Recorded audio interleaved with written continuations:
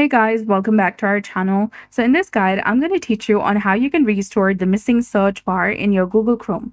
You may have noticed that when you open Chrome, the search bar is gone, making it difficult to quickly search for queries, websites, or any other information. This guide will show you how to fix this issue. So in the top right corner, click on the three dots, and then from the drop-down menu, select Settings.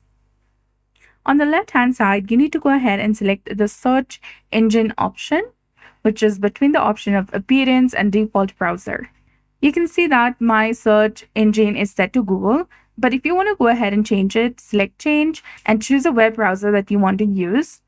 If your browser is set to Yahoo or any other web browser, you can go ahead and select Google and tap on Set as Default. Now, if you open a new tab, your search bar should be back and the problem will be resolved. So that's it. I hope you found this video helpful. If you did, please like, share, and subscribe. Thanks for watching.